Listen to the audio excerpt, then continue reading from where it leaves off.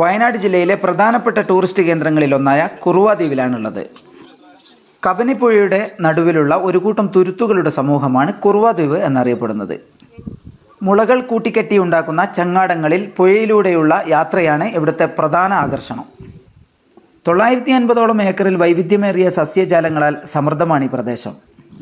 ഈ ചെറു തുരുത്തുകൾക്കിടയിൽ 2 ചെറിയ തടാകങ്ങളുമുണ്ട്. പ്രകൃതി പഠനത്തിനും ശാന്തമായ സാഹസിക നടത്തത്തിനും താല്പര്യമുള്ളവർക്ക് യോജിച്ചൊരു സ്ഥലമാണ് കുറുവ ദ്വീപ്.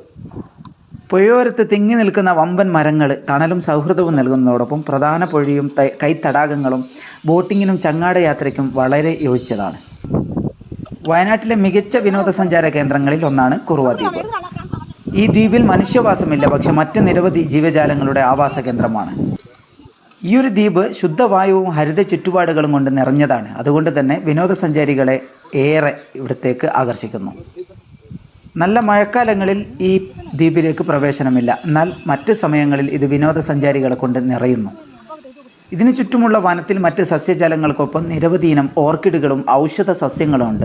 നിരവധി ദേശാടന പക്ഷികളെയും നിങ്ങൾക്ക് കണ്ടെത്താൻ കഴിയും. എന്നിരുന്നാലും മൃഗങ്ങളെ കാണുന്നത് വളരെ അപൂർവമാണ്. കുറുവ ദ്വീപ് പൂർണ്ണമായും നിശബ്ദതയിൽ ആവരണം ചെയ്യപ്പെടാത്ത ഒരു സ്വർഗമാണ്. ഇതിൻ്റെ പ്രാകൃതമായ ചുറ്റുപാട് നിരവധി ആളുകളെ അവരുടെ ദൈനംദിന തിരക്കുകളിൽ നിന്ന് വിശ്രമിക്കാൻ പ്രേരിപ്പിക്കുന്നു.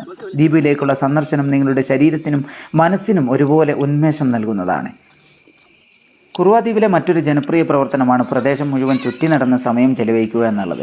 നഗരജീവിതത്തിൻ്റെ തിരക്കുകളിൽ നിന്ന് രക്ഷപ്പെടാനും സമാധാനപരമായ അന്തരീക്ഷത്തിൽ വിശ്രമിക്കാനും നിങ്ങൾക്ക് ഈ ഒരു ദ്വീപിനെ മികച്ചൊരു സന്ദർശന കേന്ദ്രമായി തിരഞ്ഞെടുക്കാം. ഒക്ടോബർ മുതൽ ഫെബ്രുവരി വരെയാണ് ഇവിടെ സന്ദർശിക്കാൻ ഏറ്റവും മികച്ച സമയം. 9 മണി മുതൽ 3:30 വരെയാണ് പ്രവേശനം.